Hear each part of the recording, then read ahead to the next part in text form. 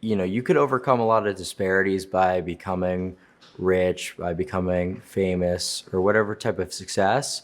But if you're not physically attractive, then you won't be able to really have lasting relationships with women. You won't really gain a lot of respect from people around you, and you're treated differently right off the bat. This week, I've been writing a lot about men, particularly in the reference of male gratification. And this kind of was prompted by Clavicular's video on 60 Minutes Australia. Hopefully, my Australian accent was giving what it needs to give. But essentially, I've watched those 60 minutes, so you don't have to. But in watching those 60 minutes, it prompted a thought of something I've been thinking a while back, which was male justification and the influence on culture it has, but also in how men view themselves and how that influences their relations with women and the impact they have on society.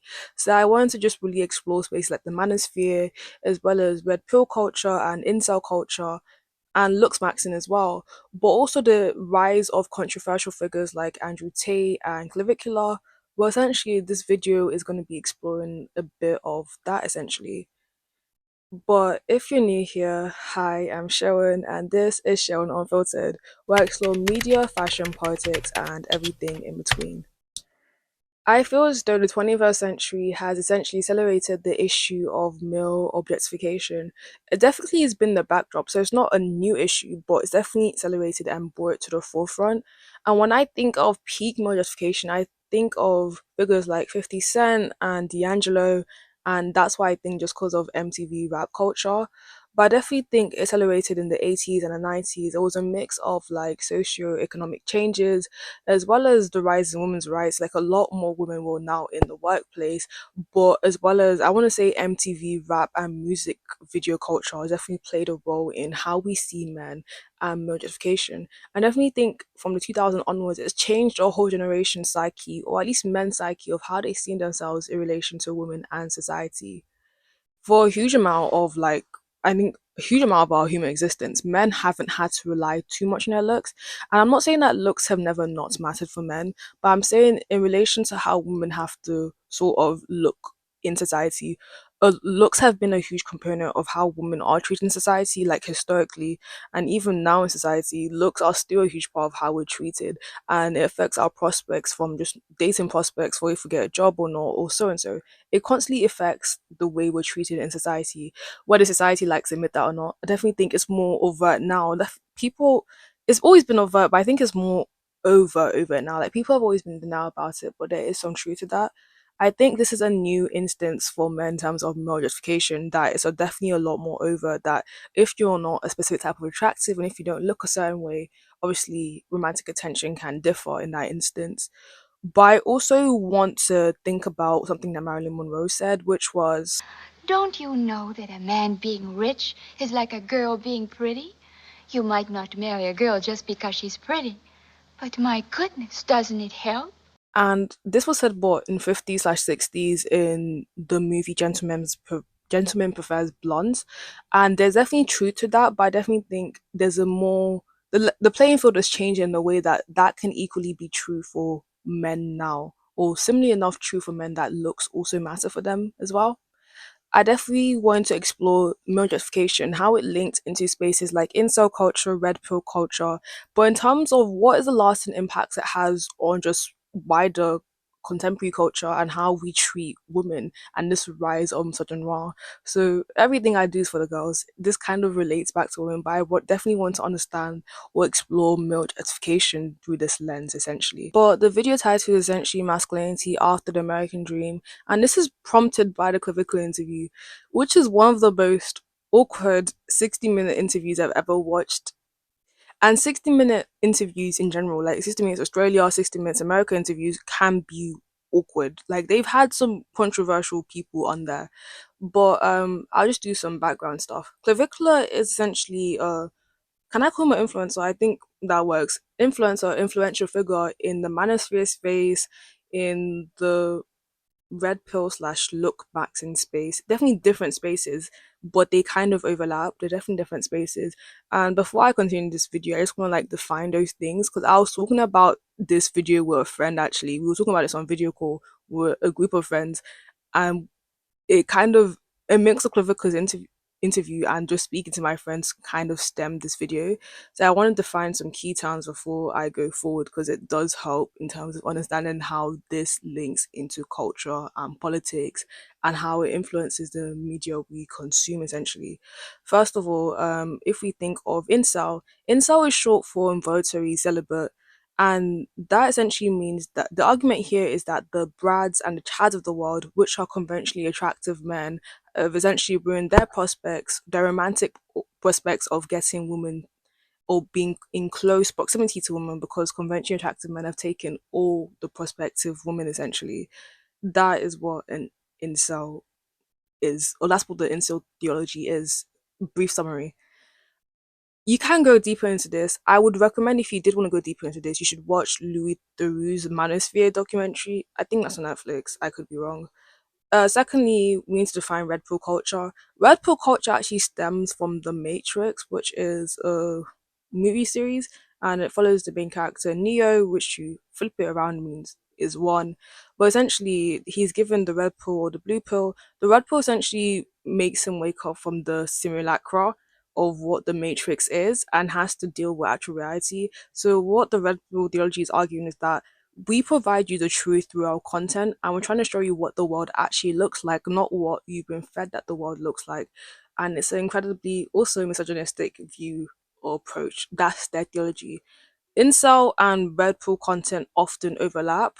They're not birthed from each other, but the cultures are linked but not the same thing. So they overlap. So someone who's an incel will often also consume red pill content or vice versa, but you don't have to be the same thing, if that makes sense. Essentially that. Right. I also wanted to define male objectification. Similar to female objectification is essentially not just sexualization, but basically seeing someone as an object. So female objectification is often through sexualization. So you're seeing someone as a sexual object. And one of the most famous figures of female objectification is Marilyn Monroe. She's seen as a sex figure essentially. But similar to in terms of similar female objectification, like I could be viewed as an instrument for just cooking, like my role is just to cook, or the instance of which you own me because you don't own people but you own objects, like that is my thing. And for a huge amount of history, women have been objectified as daughters, as wives, because your father owns you until you're given away in marriage, and then your husband owns you for the duration of the rest of your life as well, historically. And that's similar enough in male objectification. Male objectification is like increasingly linked in terms of again sexualization, but I think male objectification also peaks in like fandoms. Like if you watch fandoms like BTS or K-pop or even like Western celebrities like Justin Bieber, but because they're objectified in the sense that the fans own them, they're not you can't really see them dating someone publicly, and even someone that they're linked to dating gets chastised or incredibly bullied because the fans own them. How dare you touch the thing I own, essentially. So that is what sometimes you see or manifest out of male objectification in media right now, essentially. Where all of that essentially out of the way, I can kind of get into the nitty gritty of how male objectification sort of influences culture and the repercussions of that. And I want to really link this into my video's title, which I don't see changing, which is masculinity after the American dream. The American dream being you work hard so you get rewarded with a stable job, house, wife, and kids, a picket fence essentially. And that American dream is essentially meritocracy, which is true for the average white man. If you deviate from that, like if you deviate by race or by gender, that is not as true for you, or it's just not true for you because of systematic inequalities in the world. And we live in capitalistic and patriarchal societies, so you get the point. But essentially, in that contemporary society, through socioeconomic changes and just a bunch of other changes like women rights changes, has sort of made that also not true for the white man as well. And because that's also no longer true for the white man, we see this affects a lot of politics. That's why we have figures like Trump being voted in, because he provides the prospect of America being great again and provides the prospect of the average white man having the American dream again. essentially. So that's how it kind of starts to influence culture.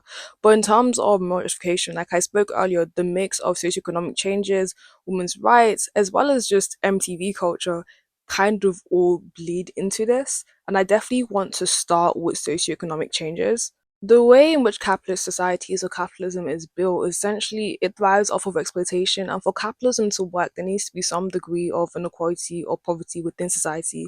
What happens when that poverty also hits the white man? We start to see spaces like incel spaces or extremely racist or violent spaces.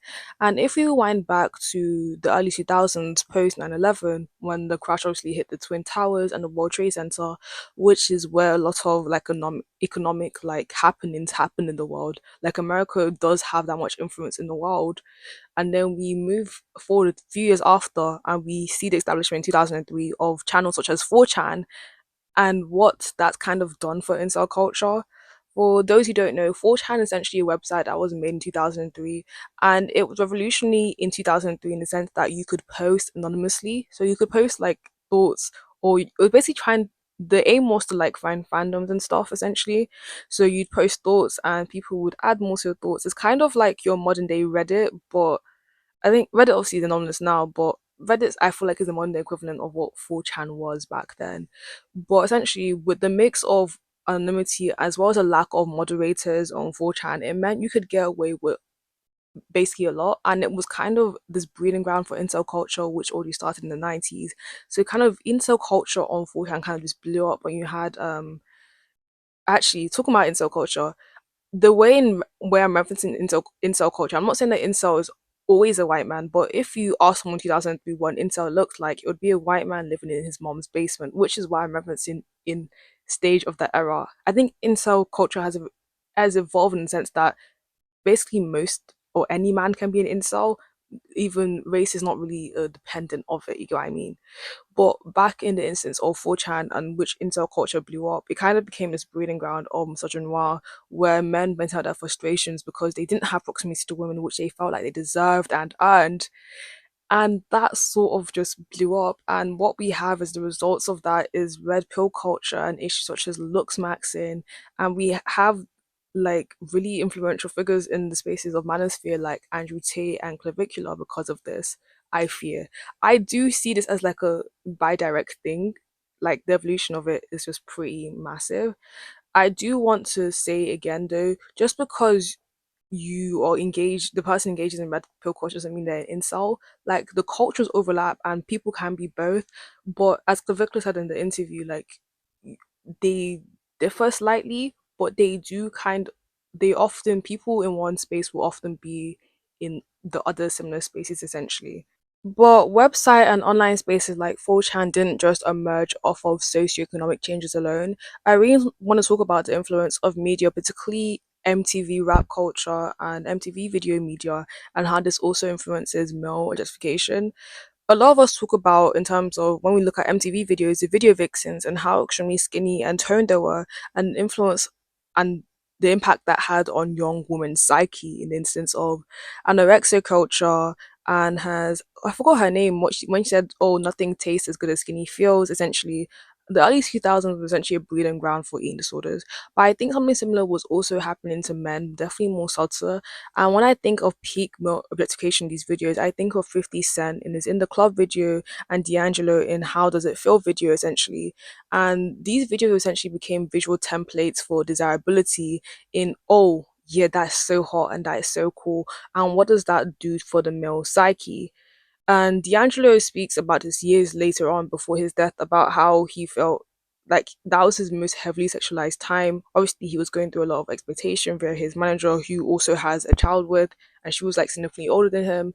But talking about his dysfunctional relationship with food as well, and how the extreme training he had to do to kind of maintain that physique, and even the person who like made that like visual template also had to live by those standards which were very hard for him to live by. And if that was true for him, I can't like I'm trying to imagine how that was for like men growing up in that era as well, in the sense of you had to be like a buffer and stuff, and how that sort of became the visual template of what the ideal man looks like.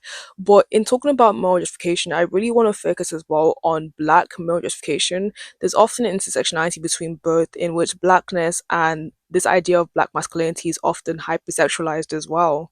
Like, if we look at caricatures from the Jim Crow era, so the 30s, 40s, and 50s, and even if we rewind back in when there were cattle slavery, and just slavery in America was pretty like at his peak, and abhorrently, the way in which black men and their physique was sexualized is similar to how black females were sexualized. Like, if we look at figures like Sarah, it's not coming to me, but she essentially had like a really big bosom, and how black women were sexualized, and we were kind of Jezebels and every evil name beneath the sun.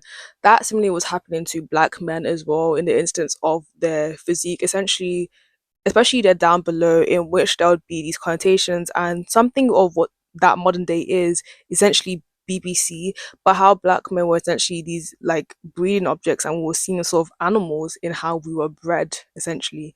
If we America's history with the black body is really interesting to look at that. I will reference the book and I'll put pictures here because it's not coming to my head, but it's I think it's Black Bodies in America, but I could be wrong.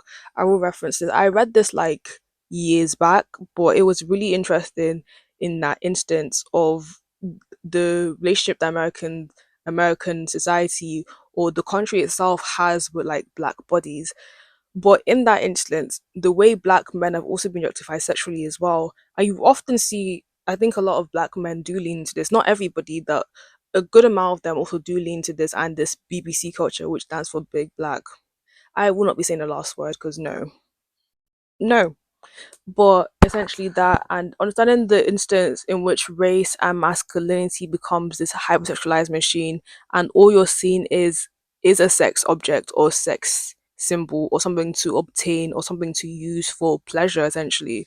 But this discussion has been spoken about for decades. I really want to reference Nikki Giovanni's interview or discussion with James Baldwin, and I'm gonna just put it in the video, but essentially discusses how the black man is brutalized by society, and he ends up using that brutalization to brutalize also the black woman. And that it's a phenomenon to me how you could be mistreated and then come home and mistreat someone the same way. Let's not for a minute.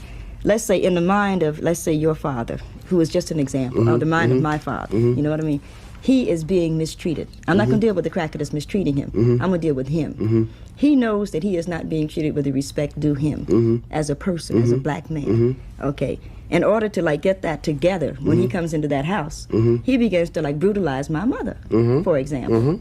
You see what I mean? Which becomes like a phenomenon to me, because I don't like white people and I'm afraid of black men, right? It's always so funny when I have these reflections when I'm editing the video, because I was rewatching the Nico Giovanni and James Baldwin snippet, and I realized a huge flaw in James Baldwin's argument is that he cannot write women, if you've read any of his books, but also in the instance of, because he's coming from a male perspective in that time era, he doesn't fully grasp intersectionality in the instance that Nikki Giovanni is talking about, in which she's scared not just of the white man, but she's also scared of the black man when he comes home, and she's scared he's going to brutalize her also. And it's a conversation we're having 50 years onwards, and this will probably be a separate video. I just thought it was an interesting insight to put into this. In sociology, it comes up in theories like status frustration and warm bath theory, in which, because the working class man is brutalized at work, he takes out that anger at the family, essentially. So he's angered at his status. So the warm bath theory essentially is that he uses the domestic violence he inhibits at home, he uses that to regulate his anger so he can go forward and replicate and continue to work in this capitalist society, which does not respect him. And I think that can also apply to the black man, essentially, as well, in the instances of like domestic violence or intimate partner violence or violence against black women, which is often under discussed, because it feels as though the black woman has to also protect black men, because society doesn't respect any of us. But I think, I forgot who quoted this, the most disrespected person in society is the black woman, essentially, because you're essentially disrespected by not just because of your gender but your race as well. You're disrespected outside because of your race, but you're disrespected intimacy because of both your race and gender, that a black man doesn't also not respect you as well. And this leads me into Looksmaxing and red pill content, essentially, which is synonymous with each other, but in which you improve yourself, you look better, so you get a better job, you get the wife, the girl. Essentially, you get what the American dream initially promised you, but you couldn't get via the American dream because now you have the looks that are adequate. You now are deserving, or you get rewarded of those things. I don't think this is true. Essentially, as someone who has spoken to an incel in real life, it has been one of those things where looks aren't all that matters. I think in society is inherently you can't lie and say that looks don't matter to some degree, but I don't think it is the oh that's the thing that matters the most essentially.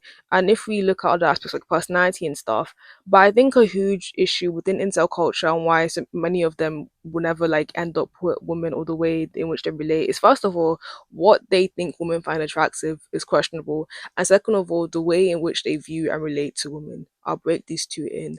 First of all, an instance of it's very interesting what men think women find attractive. Not that I really care, but it is interesting what they think we do. It's very odd because it definitely differs in what this male gaze, female gaze, that's definitely media based, but in when you consume media, especially with like bodybuilders or like extremely like lean and buff guys, the people you find in the comment sections are often men, and often these posts are often obviously sometimes this is just gym content, but in stuff that's clearly like sexualized content where it's like, oh look at me, like a thirst trap essentially, is often also men you find as comment sections. I'm not saying that the men find the man attractive, but they think, oh if I look like this I'd be attractive to women also. And it's interesting because that's often untrue. And I want to say in the instance of body language, in which sometimes the body language inhibited in video feels threatening. And someone will be like, pick the man or the bear. And people are like, I pick the bear. I see that just because body language says a lot, and often at times, this speaking from my perspective or other women I've spoken to, empathetic body language means a lot. Even if you have a build buff build, the way in which your body language speaks to someone in sense that are you empathetic, are you kind, do I feel safe for you, is more in that instance that oh I'm trusting I can protect you, but it feels like you're gonna hurt me also. And secondly, in the instance of the relation of how they see women, a lot of men stay stuck in this incel culture, never relating to women because you primarily objectify women as well. You see women as inherently sexual objects in which you cannot be friends with women because you only want to sleep with her and you only respect women who you find attractive, which is why you think I can never really get a woman because I think women don't find me attractive. And I think we can be friends. It's very interesting because women can obviously be friends with men they don't find attractive, and they can respect men they don't find attractive just because they're kind people. And finding someone attractive doesn't mean you don't think you look good, but you get what I mean, sexual attraction. But men often will not respect you if they do not have some level of attraction to you, and that's often why you see people in brother zones or like friend zones in which, why would she be my friend? Because she doesn't find you attractive, guys. But that's the point. And red pill culture and lookmaxing, so you end up seeing people pushed into those things because they think they're deserving of, oh a woman must sleep with me, or I'm deserving of romantic attention of a woman because I am a man. That's what I've been promised to by society, which is patriarchal and capitalistic. But I think capitalism capitalizes on this patriarchal view. Men often forget that capitalism will override patriarchy in the system that of both that exist, in which capitalism will also cash in on male security as well. And in capitalizing off of male security as well, you have figures like Clavicular, Andrew Tate, who tell you obviously invest this, put money in this. You're kind of like doing of some level of Ponzi scheme or multi-level marketing first of all, but also in terms of influencing and streaming. Those who aren't doing that, like Clavicular, he tells you to oh break your jaw, you should go buy this, you go buy that. When you buy these things, you will look better. And when you look better, you'll be able to get this and that. And obviously, they always deny that it isn't about women and it isn't about female attention, but largely what you talk about is women and female attention essentially. And it's similar to what happens in conversations around decentering like men as well, and especially those who use decentering men as kind of like a media pivot to gain more like followers or attention on their page essentially, is that in this quote unquote decentering men, all you talk about is men, like oh how to do this to anger a man. But you get what I mean, but in decentering men you wouldn't be thinking about men at all, if you get what I mean. So it's that kind of flip instance as well, where it's like, oh, this isn't about women, but if I look better, I'm gonna get lots of girls. So on some level, female attraction is a component into why you want to look better, essentially. especially if you identify as a straight man in these spaces. Then you have men who've never actually like looked terrible at all, but I guess to look more conventionally attractive, like I guess Clavicular is who they think is extremely attractive. I don't. The thing is, I don't. What I find attractive and what's conventionally attractive is obviously different things. I can't really comment on this. I don't wish to comment on this either, but essentially, you get what I mean. What they think is attractive, so they do um, cosmetic procedures, Jesus, tongue twister, cosmetic features. So you have things like, oh, shaving off your jaw. I don't know, like people are doing like height extensions, like you're grown, they stretch their legs out to be taller. And the risks of these are like, oh, you're never walking and stuff. But it's like, if it works out, I'll look really good. And a lot of men are like, oh, but a lot of men will look down on BBL culture, but on the flip side, this is also happening in male space, like the manosphere as well, where cosmetic procedures are promoted. Smash your drawing, be doing this, be doing that. You know what I mean? There's always extremes to both sides of the gender spectrum, essentially.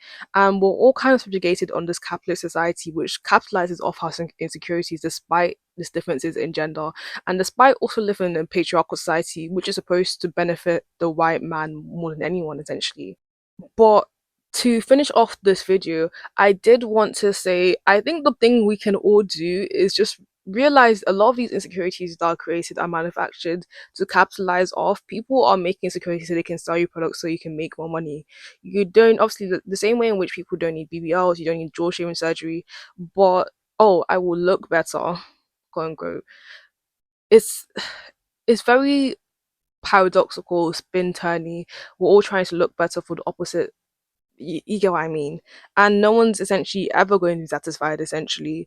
And in this mix of culture, I think we are in this switch of like fixing ourselves, not just looks wise, we're fixing our quote unquote personalities, we're losing authenticity, and we're losing self, what's the word? I think just we're losing ourselves essentially as well. I think the truth is just being understanding and being critical of the media we're consuming and how that influences our psyche. And if you're watching media that makes you feel bad, be quick to pick up on it, like, why do I feel so negative, or why do I feel so anxious after watching this, and why does this make me question my self-worth, and why do I need to buy this thing to make my self-worth feel better? What's this idea of buying stuff for my self-worth to feel better, essentially? So capitalism, p capitalism. But that has been this video. Thank you for watching. Please like, share, and subscribe. Yeah. And I'm still not 21. Bye.